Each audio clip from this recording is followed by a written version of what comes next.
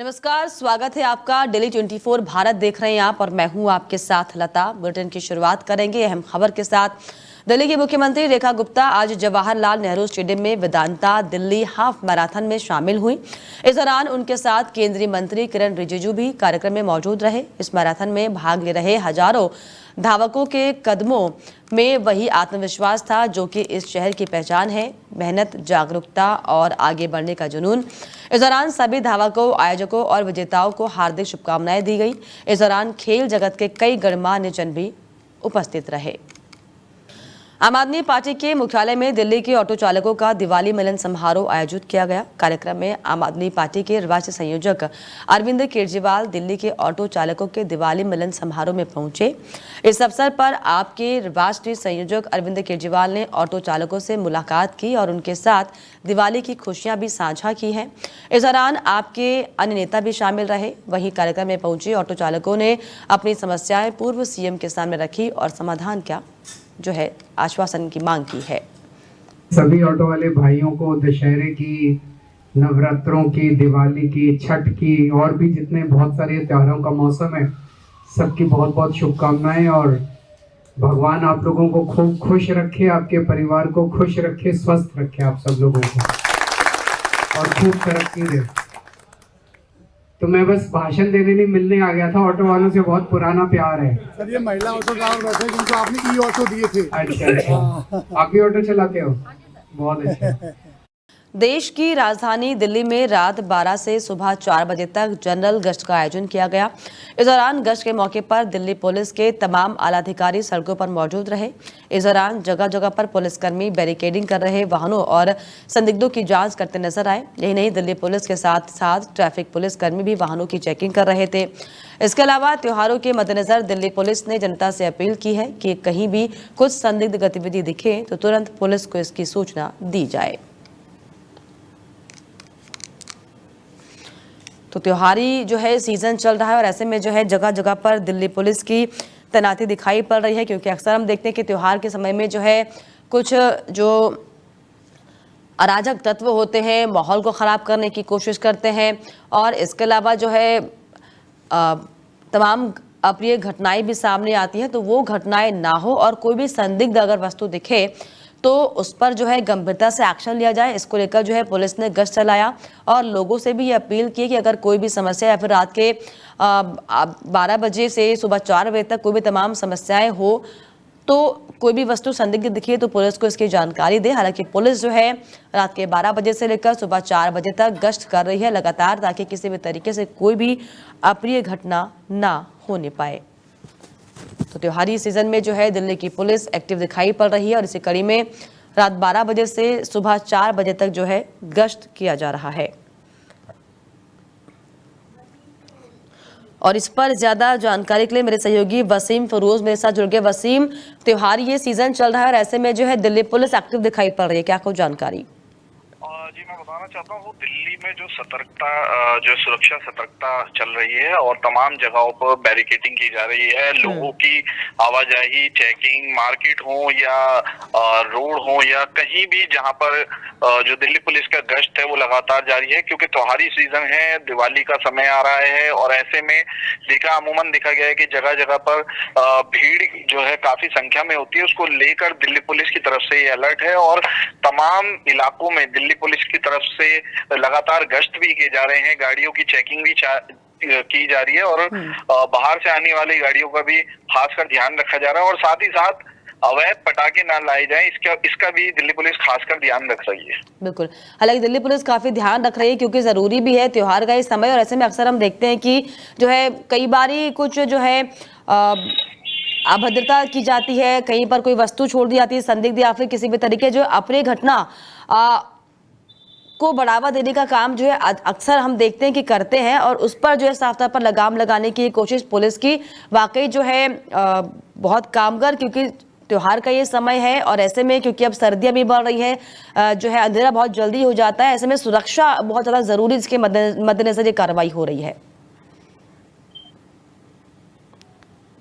फिरोज। मैं बताना चाहता हूँ, ये जो कार्रवाई है, देखिए हर चाहे 15 अगस्त हो, चाहे 26 जनवरी हो, और दिवाली पर खासकर देखा गया है कि जो भारी मात्रा में जो महिलाएं हैं या बच्चे हैं, बुजुर्ग हैं, वो शॉपिंग करते हैं, नई नई चीजें खरीदते हैं, तो उसको लेकर जो मार्केटों में आपने देखा होगा, मार्केट इलाकों में काफी जो है भारी संख्या में भीड़ नजर आती है, मॉलों में काफी भीड़ होती है, तो उसको लेकर भी दिल्ली पुलिस ने खासा इंतजाम किए हैं। वहां पर मॉक ड्रिल भी की जाती है, फायर सेफ्टी के उनको लोगों को तरीके बताए जाते हैं किस तरीके से बचना है, तो वो सारी व्यवस्था जो है दिल्ली पुलिस हर तरीके से और मुस्तैदी के साथ अपने काम को अंजाम दे रही है। ऐसे में क्या वसीम कोई खास निर्देश भी दिए गए पुलिस की तरफ से? जी, ये खास निर्देश नहीं कहूंगा, रूटीन चलता है और दिल्ली पुलिस के रूटीन में है कि वो इस तरीके के जो फेस्टिवल सीजन में इस तरीके की जो सुरक्षा जो है पुख्ता करती है। चलिए, बहुत शुक्रिया आपका तमाम जानकारियों के लिए, तमाम बातचीत के लिए। त्योहारी का ये सीजन है और ऐसे में जो रूटीन जो है चेकिंग अभियान पुलिस का लगातार जारी है, जिसको लेकर जनता को भी जो है अलर्ट होने के निर्देश हालांकि पुलिस की तरफ से दिए गए हैं। के दौरान आज पूरी दिल्ली में भी और नॉर्थ डिस्ट्रिक्ट के अंदर भी विशेष इंतजाम किए गए हैं।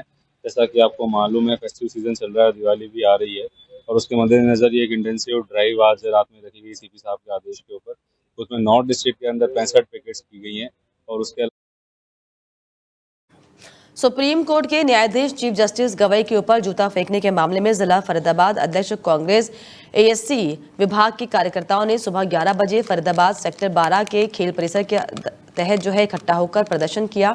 साथ ही फरीदाबाद जो है सचिवालय पहुंचकर उपायुक्त विक्रम सिंह को ज्ञापन सौंपा। इस मौके पर एएससी विभाग के जिला अध्यक्ष सुंदर नेताजी सहित तमाम लोग मौजूद रहे और इस मामले में जल्द से जल्द सुनवाई हो और फैसला किया जाए, ये चेतावनी दी गई है। तो कांग्रेस के नेताओं ने 11.5 साल केंद्र की सरकार बीजेपी सरकार को हो गए हैं और तकरीबन 11 साल हरियाणा बीजेपी सरकार को हो चुके हैं। दलित समाज से इन्होंने वादे करके, लोक लुभावने वादे करके, झूठ बोल के वोट तो बटोर लिया इन्होंने, पर 3 बार सरकार भी बना ली इन्होंने, लेकिन दलित। चलिए आगे बढ़ेंगे। अगली खबर जो है, दरअसल लगातार पुलिस ने तकनीकी निगरानी और CER पोर्टल के जरिए जो है लोगों के जो खोए मोबाइल है वो वापस कराए हैं लोगों के। इसमें दिल्ली पुलिस की anti snatching cell south west district ने एक बार फिर से जो है मिसाल कायम की है। पुलिस ने तकनीकी निगरानी और CEIR पोर्टल की मदद से 101 गुम हुए मोबाइल फोन बरामद किए। उनके असली मालिकों को जो है वापस सौंपे भी गए। बीते 2 महीनों से चल रही इस विशेष मुहिम में इंस्पेक्टर हरी सिंह की अगुवाई में पुलिस टीम ने अथक प्रयास किए। टीम में SI Kamalkant, HC Sheshram, HC Mukesh और नरेंद्र तमाम सहित जो है कई कांस्टेबल इसमें शामिल रहे। टीम ने IMEI number tracking, data analysis और तकनीकी सर्विलांस के तहत जो है ये महत्वपूर्ण कार्रवाई की है, जिसके जरिए अलग अलग थानों में गुमशुदा फोन खोज निकाले गए। इससे पहले 17 सितंबर को दिल्ली के माननीय उपराज्यपाल ने एक समारोह में 34 मोबाइल फोन उनके मालिकों को सौंपे थे और अब इस मुहिम के दूसरे चरण में भी बाकी जो है 67 फोन भी DCP ऑफिस वसंत विहार में सौंपे गए हैं। तो खोए मोबाइल पाकर जो है पीड़ित काफी खुश दिखाई पड़े। हालांकि इस तरह की जो कार्रवाइयां हैं वो लगातार दिल्ली में हो रही हैं, जिसमें कई बड़े पोर्टल के थ्रू जो है मोबाइल जब्त हुए हैं और ये भी आश्वासन दिया है कि किसी भी तरीके से अगर आगे भी इस तरह से कोई समस्या लोगों को आती है तो इस पर भी जो है दिल्ली की पुलिस तेजी से कार्रवाई करेगी।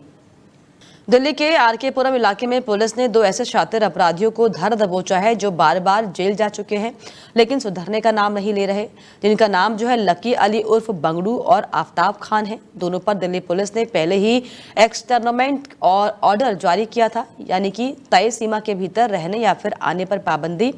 बावजूद इसके दोनों आरोपी RK पुरम इलाके में सक्रिय होकर जो है चोरी, लूट और स्नैचिंग जैसी घटनाओं को अंजाम दे रहे हैं। पुलिस को इनकी गतिविधियों की गुप्त जानकारी मिली थी। SHO RK पुरम इंदिरापुरम के जो इंस्पेक्टर है RK पुरम के रविंद्र त्यागी की अगुवाई में टीम ने जाल बिछाया और दोनों को अलग अलग ऑपरेशन में दबोच लिया। दोनों अपराधी एक्सटर्नमेंट ऑर्डर की उल्लंघना कर इलाके में सक्रिय थे। उनके पास से चोरी की बाइक, गैस रेगुलेटर, बैटरी और चाकू बरामद किया गया है। और अब खबर संगम विहार से, जहां पर तेज रफ्तार डंपर ने एक मासूम को रौंद दिया। जी हां, हादसे में बच्चे की मौके पर ही मौत हो गई। शूटिंग रेंज रोड पर दरअसल बच्चा खेल रहा था। स्थानीय लोगों ने प्रशासन पर गंभीर आरोप लगाए हैं। दिल्ली के संगम विहार इलाके से दर्दनाक हादसे की खबर, जहां पर शूटिंग रेंज रोड पर खेल रहे 12 साल के एक मासूम को तेज रफ्तार डंपर ने रौंद दिया। हादसा इतना दर्दनाक था कि बच्चे की मौके पर ही मौत हो गई। घटना के बाद डंपर ड्राइवर गाड़ी छोड़कर मौके से फरार हो गया। स्थानीय लोगों ने तुरंत पुलिस को इसकी सूचना दी है। वहीं गुस्साई भीड़ ने सड़क पर जाम लगा दिया और ड्राइवर की गिरफ्तारी की मांग करने लगे। वहीं प्रत्यक्षदर्शियों का ये कहना है कि इलाके में भारी वाहनों की आवाजाही पर कोई रोक नहीं है, जबकि यहां पर पास स्कूल और रिहायशी कॉलोनियां भी हैं। स्थानीय लोगों का आरोप है कि कई बार शिकायत करने के बावजूद ट्रैफिक पुलिस ने कार्रवाई नहीं की है। और इस पर ज्यादा जानकारी के लिए मेरे सहयोगी वसीम मेरे साथ जुड़ गए। वसीम, ये जो खबर आई है जहां पर डंपर ने जो है एक बच्चे को इतनी भीषण टक्कर मारी कि हादसे में मौके पर ही बच्चे की मौत हो गई, और स्थानीय जो लोग हैं वो आरोप लगा रहे हैं कि प्रशासन नहीं सुनता, कोई सुन नहीं लेता, क्या जानकारी इस पर? जी, जानकारी ये है कि जिस तरीके से संगम बिहार का जो शूटिंग रेंज इलाका है, ये पहाड़ी पे, अरावली की पहाड़ियों पे बसा हुआ है और यहाँ पर चढ़ाई है, जिसके कारण जो गाड़ियां हैं उनकी स्पीड ऑटोमेटिकली बढ़ जाती है।